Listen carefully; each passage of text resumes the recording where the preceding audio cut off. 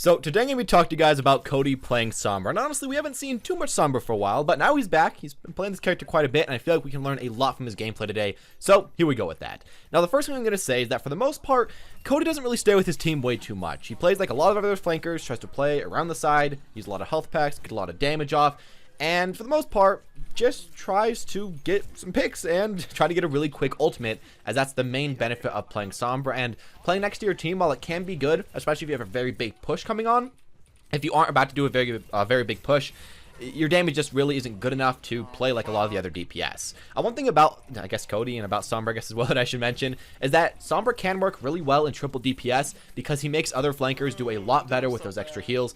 And as well, his ultimate works super well with other flankers, but your team really has to know how to play with it, because if they're trying to do a slow push comp and you're playing like this, it's going to be kind of hard for them. So maybe try to make some calls for what they can do, and that might be able to help them just a little bit.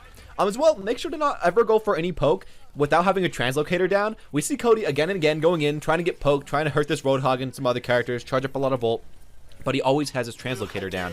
If he goes for that without his trans out, he's just risking his life, and there's no real purpose to do that. Sure, he might get a few extra percent, but as a character like Sombra, it's better to just always be alive, always grinding that ult charge, because that really is just one of the best parts about this character. Again, he doesn't really group up way too much with his teammates, just tries to group up, especially when he has his ultimate up, but other than that, not too much.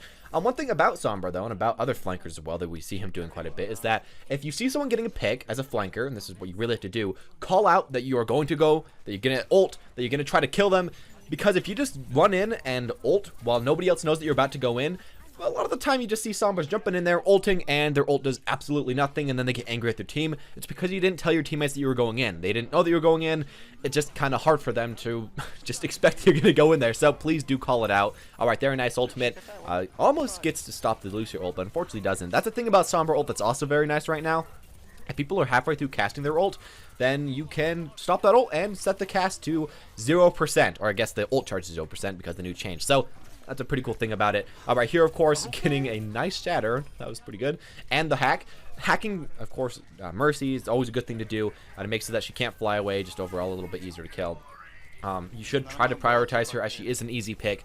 But if you don't think that you can kill her, just trans out and just start hitting whoever's the closest person to you. Probably a tank, because Sombra actually can shred tanks pretty stinking closely. Finally, as they get this point, one thing I want to mention is that, again, as Sombra, you go in, you go out, you go in, you go out. You're kind of like a tracer, and don't think that every single time you go invis and every single time you go in that you need a kill. It's okay if you just keep poking and you just keep failing at getting kills. That's fine. Even right here, we see him going in. Unfortunately, couldn't get the kill. Sees that it's probably not going to work out for him, and then he goes out. That's okay. Just kind of remember that that's the okay thing to do, as long as you at least get the 20% of your ult charge. That's good enough, as that's really the great part about this character. On defense, of course, try to make sure that you have your trans on the point or very close to the point at all times, so that if your teammates get a super hard push on them, you can go back, you can help them. That's what happened just right here, and your trans does last for quite a while, so that'll be too good. That'll be pretty good for you. All right, there, walks around the corner, hacks the Reinhardt. That's something you can try to go for if you need to get through a shield. And overall, playing around corners can actually make you get a lot of really safe hacks, and it can also give you the ability to just walk up right next to them and get a lot of headshots really easily. So multiple benefits from that, I guess. You can try to do any of that crap if you want to. Alright, here, of course, just getting healed up, doing whatever you can.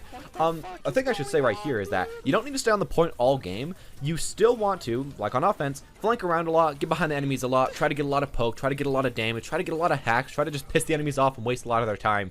But do get on the point if the enemies are like all on the point, all trying to, get that point. Don't just play right behind the enemies, because oftentimes you're not going to do much in that one situation.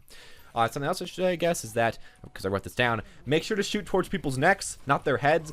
It's better to just hit a lot of your bullets and get a few headshots for the most part with this character. And also, Cody's crosshair is kind of long, because it allows for him to have a little bit easier, steadier headshots, and body shots, I mean. And yeah, maybe make your crosshair a little bit longer. It's kind of like what a lot of people do with Soldier. And I think that's generally a pretty good idea to do with your crosshair. For a while, I think he had just a little dot, because that's kind of how the bullets actually work. But he has changed it right here, and I personally like it a little bit better. Right here, he walks around the corner, immediately hacks the Soldier. Of course, you do want to make sure that you hack the Soldier and Tracer as soon as you possibly can, especially if you're trying to 1v1 them, and don't even go for any damage before that, because it stops their healing, it stops their escape, and especially if they're the one on attack and you're the one on defense, it catches them out, and then you can go in and hopefully get something off of that. Unfortunately, the enemy Zarya just kind of wastes her ult right here. I guess that's good for Cody, though, and his team, so whatever. I personally don't really like this map way too much, but, you know, he's doing pretty well, and even though I probably wouldn't be able to pull off a lot of the stuff as this character on this map, obviously you still can do pretty well, even though I wouldn't say that this is probably one of my favorite defensive maps for Sombra, because there aren't quite that many health packs for you to get to, other than the one on the left. But even with that in mind, he can still pull off a lot of damage and get some really nice ults off and get quite a few picks off there. So remember that you don't always just need a super good map for the character, which I feel like a lot of people kind of think about with this character. She is very good on 2CP though, so I mean there is that possible benefit for her.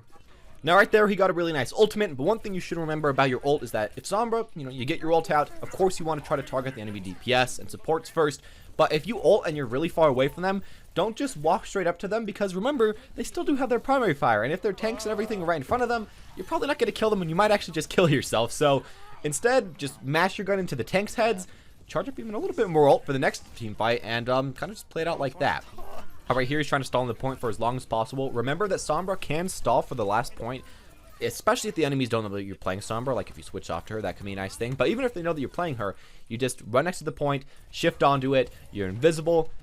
Sometimes it can stall you a good 3 or 4 seconds because they just don't really notice, and that can be great for yourself. And especially, you can just throw a translocator right above yourself, make it even harder for them to hit you, hack somebody so that they can kill you slower, everything like that. Alright, here we got a solo ult. Unfortunately, couldn't hit that many other people. Sometimes team fights don't really happen way too much, people don't group up way too much, and that can kind of hurt this character, as you do want pretty big team fights for when you're ulting, but whatever, doing it best as you possibly can. They're just trying to stall on this point. Really hard to get this point, actually. Lunar Colony, probably one of my least favorite maps, again, I have to mention, because, you know, whatever, but even though the map can be kind of horrible for you, remember that, you know, it's fine. You can still play well, you can still get some nice defenses, and as long as you're playing this character and stalling for a lot of time and getting a lot of nice ults off, that's good enough. And remember that a lot of the time on defense is Sombra, and just on certain maps like this one, you can't always actually defend the whole map, but even if you stall for an extra, you know, minute or 2 minutes from just getting picks all over the place or just getting nice ults, that's still good enough for yourself, just slowing down their pushes and giving your team a lot of extra time that then you can use on offense versus their team. So that's also kind of nice. Alright, here the enemy's just kind of bounded on their backline. It's okay though, because he does have a translocator on his own backline on the point, as I was saying earlier, gets to go back there, helps his team out a little bit. Of course, keeps team fighting. He isn't just ignoring his team whenever a team fight happens, which I see some people doing. But, you know, whatever. When he finally finishes it off, he's going to push up a little bit. Hopefully try to pick that guy off. When people are getting healed by supports, it's actually very hard for you as Sombra to kill them. So I wouldn't even really go after the DPS that's getting healed by the support. I just go straight at the support. There you go with that. That's kind of maybe what I'd possibly do. And as well, if you happen to get next to somebody, but you can't kill them in one clip somehow, like right here, let's say you couldn't have killed that diva, I'd recommend to just go back, you know, translocate, trans out, and then reload. And especially against someone with CC like Roadhog, don't try to reload in front of them when you have a trans out. I know you might want to be greedy and try to go for it, but just simply put, just don't do that. Right here, Cody's popping off, just blopping everybody in the head. He has insane tracking, so that's something you probably want to try to focus on getting better at. It's, you know, kind of hard, but it is something that is just super important as this character.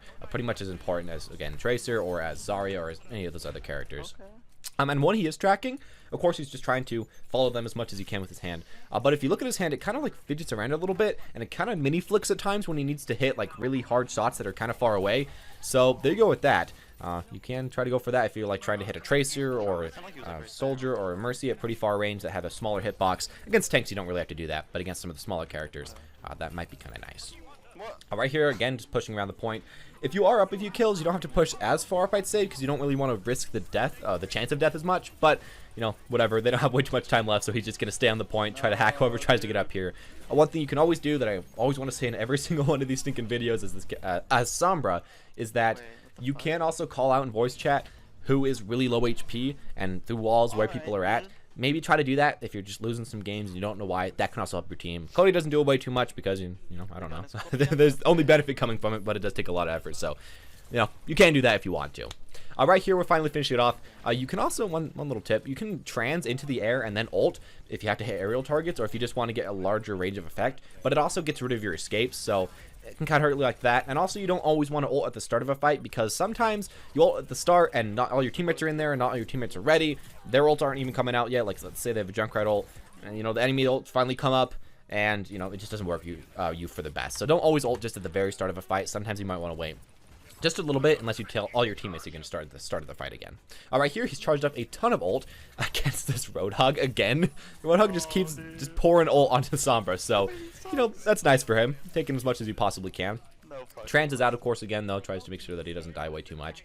And most of the time, he just tries to back out if a teammate gets picked, charge up his ult, back out. Now that his ultimates are all the way charged up, though, he really just has to wait for either someone to get a pick or for him to just go in, go for an ult, and hope that something good comes out of that. Fortunately, something does. You know, he gets a pick right here, dies, but he's going to get rezzed in 1 second.